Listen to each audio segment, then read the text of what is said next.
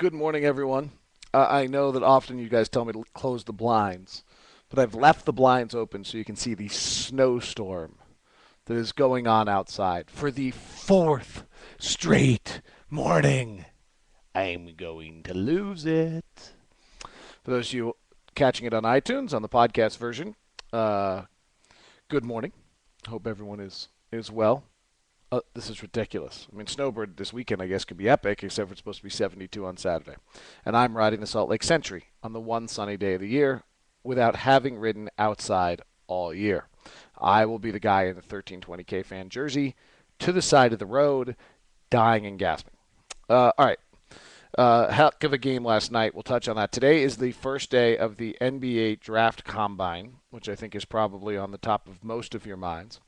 The Jazz will get to interview 17 players today, which is probably the most important thing. And because the Jazz do not have a second round pick, it's to Chicago. It's part of the trade exception. They can really focus on the top 17 players of the draft, all of which are there, not all of which are working out. It is also the day in which a lot of the measurements come out. So I will keep you abreast of that. Biombo will come in with a huge wingspan, and everyone will get excited. I mean, probably rightfully so. And we'll see how the news on that. You can watch the combine if you're a total geek like me, or you can already have set your DVR for it. That I think it starts at 8 a.m. our time, so maybe most of you will have already missed it. But it goes on tomorrow as well. Drills. Enes Kanter, who I'm watching right now, I'm not finished with, is going to participate in the drills. Now, according to what I've heard, his agent has decided that he will not this year interact in any workouts against other players, which is too bad, though, frankly, all the bigs are Europeans, and if most of the other bigs are in Europe, there aren't a lot of guys. Biombo, I think, is staying in Spain for most of this period of time. There aren't many guys who he could work out against, but it would be nice if he worked out against somebody in some sort of setting. I don't think the Jazz will be able to pull off that superpower workout that they pulled out off a year ago, though many teams are emulating it, and I believe allowing other teams to visit them in some capacity, having super workouts where every scout goes and sees it. So that's good, but it's not great because the Jazz often are able to kind of construct their workouts as they want to.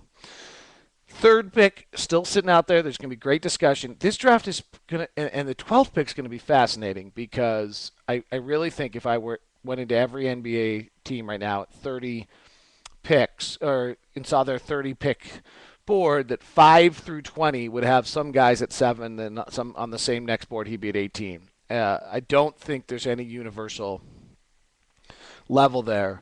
It seems as though Knight is up in that top 5. Obviously Williams and Kyrie Evans, and then the question is whether Enes Kanter hits into that. And I'm watching him right now, and I would say he's big, he's legit, he moves pretty well. I'm watching a really old video. He definitely takes some plays off.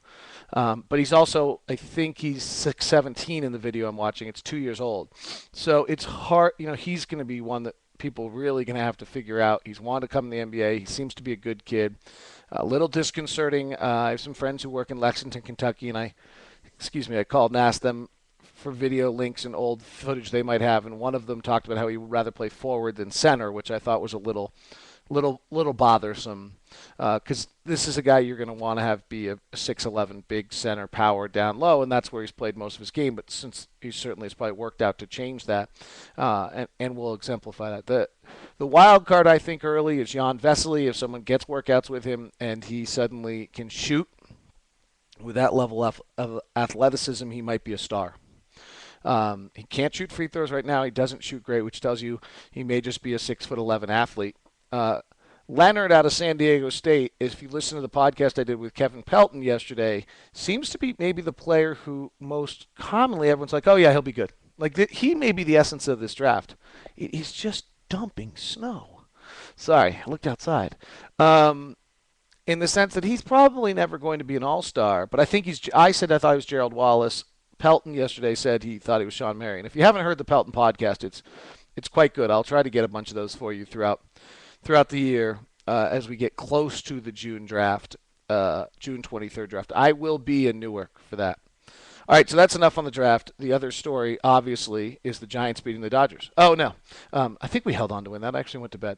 I probably should check that before I make that comment. But is that game last night? And I'll tell you, I tweeted this last night. I find nothing better in the NBA than the incredible elegance and brilliance of the greatest athletes in the world, followed by, yeah, we won that game, but not as easily as I thought. Wow, 8-5. When I went to bed, it was 5-2. Uh, the greatest athletes in the world, the most elegant, unbelievable, high-level athletes in the world, playing a game that just became a bloodbath last night. I mean, a complete bloodbath. It literally at a time.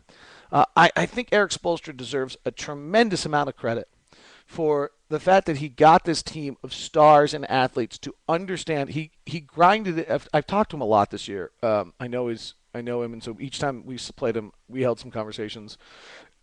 So I didn't talk to him a lot. I talked to him twice, maybe. I think there was a third occasion where we interacted. But what he talked about is in training camp, we played them early. They didn't do anything offensively. They only did defensive work.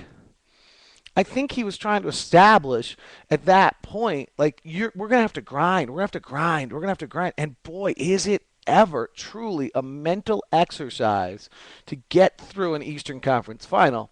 It's the Eastern Conference Finals being played at a higher level than the Western Conference Final. There's no question on that, and it is a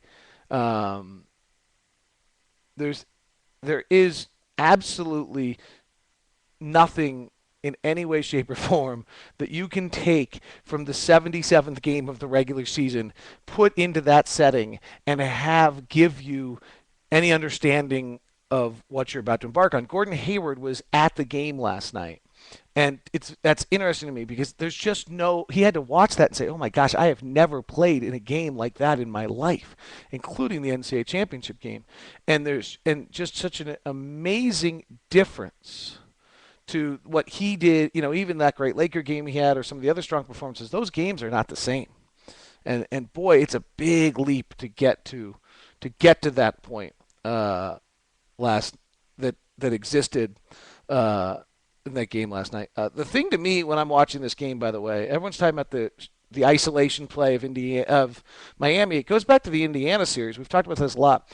If you drop below free throw line extended on the wing against Chicago, you're dead. This was part of our problem against Chicago, is we like to run that cut out to the wing, and then that's where we start our offense. If you do that against Chicago, you will get annihilated. Their defense then builds their wall. They're simply too good. You can't do anything about it. And what Miami's done a nice job of is that they have moved their game predominantly. I almost say if you take the elbows, so that's the free throw line, right where it heads down on the lane, and take a slight diagonal out each direction, they're playing inside that realm and trying to enter into the paint from the top, and that allows them to do so much more than what they did the night before. And that's going to be the key to this series, is whether they can maintain their offense in that realm. Obviously, Donis Haslem gave him a big bump. Taj Gibson.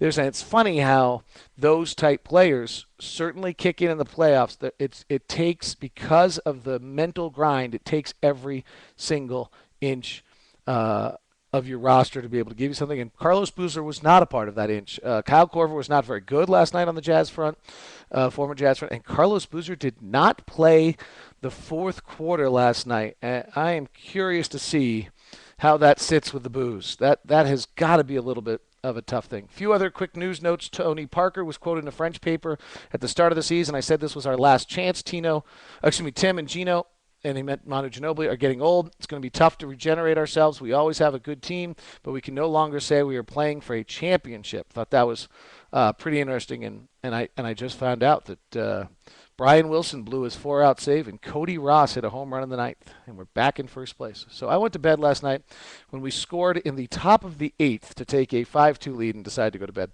Oops. Or read my book. If you're a political person at all, by the way, I'm reading the book Game Change, and it is fabulous. All right, there you go. Enjoy the snow. This sucks. Hope you're good, and thanks for tuning in. I'll be live at Groove Satellite today at 4141 South Highland Drive with Scotty G.